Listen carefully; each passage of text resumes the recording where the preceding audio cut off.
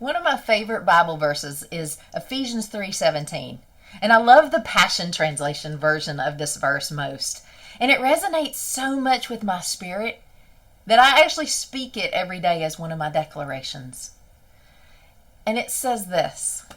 It says, "Then by constantly using your faith, the life of Christ will be released deep inside you, and the resting place of his love will become the very source and root of your life."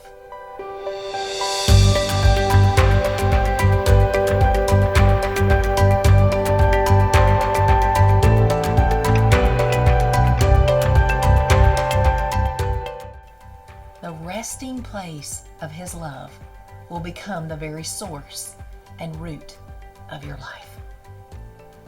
Every time I read that, it hits my heart in a very deep place. You see, I'm a recovering performer and achievement addict, and my drivenness to succeed worked well for me for many years, but it came at a great cost to my mental, my physical, and my spiritual health. And trying to measure up to unrealistic goals and striving to do enough and have enough to be enough ended in burnout and breakdown several years ago. It was a rock bottom like none other. And during that time, I realized that I didn't know how to live in rest. And what I mean by resting is I don't mean just sleeping or doing nothing. We do need physical rest every day, as in sitting and lying down and quieting our minds and our hearts. And we do need sleep. But we need rest at a heart and soul level too. And that kind of deeper rest is really a way of life that God intends for us. It's a trusting and abiding in God at all times throughout the day. It's learning to live in his flow from his spirit in us and trusting that he is a good father and he will provide for all of our needs and our desires. And when we live in that place, we don't have to continue to struggle, strive, and survive, trying to get what little we can for ourselves or try to force things to happen out of our fear and out of our lack. That goes out the window. But I'm still learning and I'm still practicing this as I surrender more to God every day and I learn to trust and abide in him more and more and more. The more we practice it, the better we get at it. But now that I've learned to live a new way, I coach other men and women who are trapped in that same performance and achievement trap, that place, that prison of existence where they're ready to learn how to live in a new restful state too. And let the things of God come to them rather than trying to get them for themselves. You see, we have an epidemic in our culture. We learn that I must contribute, I must work hard, I must perform, I must strive to create a sense of security, value, significance for myself. But we don't understand that in our striving, we're actually creating more fear and more stress, and we're drawing more of that to us. So most of us live in this constant struggling, striving, and surviving, and then we settle for seeking relief from our existence. But few of us know or experience true rest. Everything that we do should be from a place of resting in who God is, who we are in him, and in his promises. It's the opposite of striving and surviving, and that's living spirit connected and spirit led. When we're living spirit-led, we live connected to our power source, to his supernatural wisdom, and his wellness and joy overflow from us. We're then free to live passion-fueled and purpose-centered instead of driven to succeed or merely trying to survive in this overwhelm and burden and duty with fear and lack. You know that existence, I'm sure. When rest becomes a way of life, things are easier. We're more fulfilled, and we don't feel such a deep ache inside to seek relief from our existence.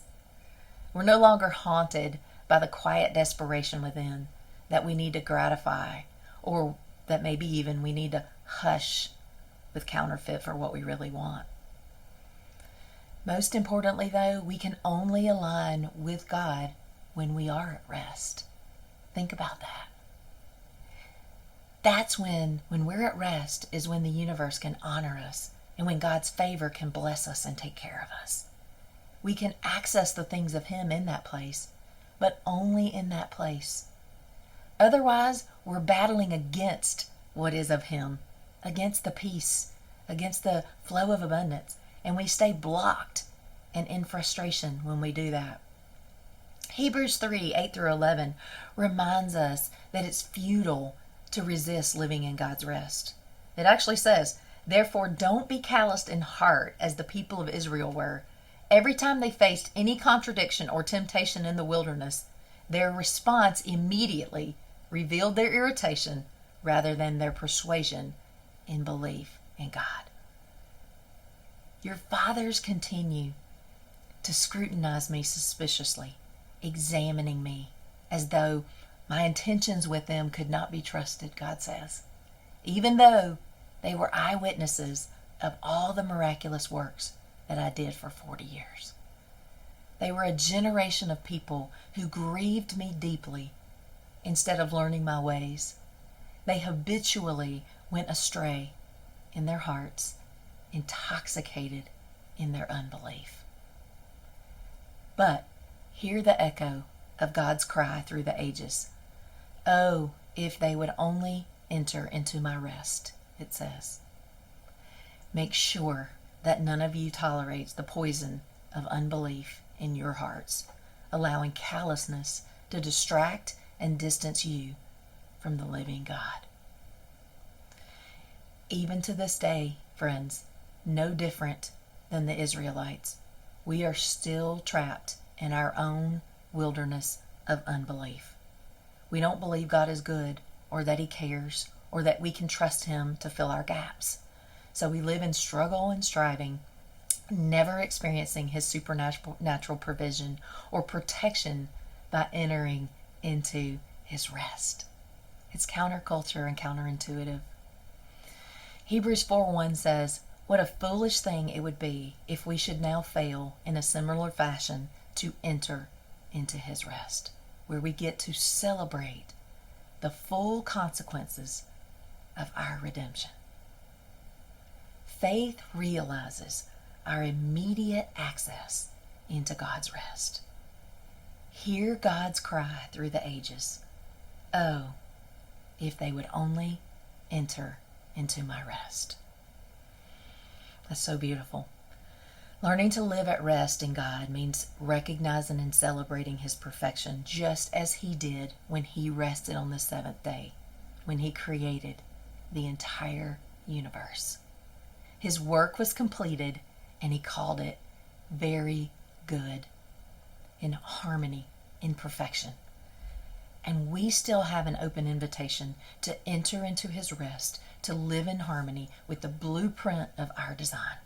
We do this by shifting our energy and attuning to the things of God in the spirit realm. And when we energetically access the things of God, His Spirit, we create wellness and wholeness in our mind and our body.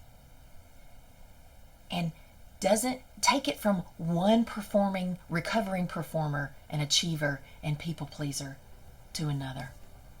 I invite you to learn to receive and to allow the resting place of God's love to become the very source and root of your life. Doesn't that sound like a beautiful place to live? The language of striving and performance is due. Entering into God's resting place, where you will live in His language of rest and grace, that's already done.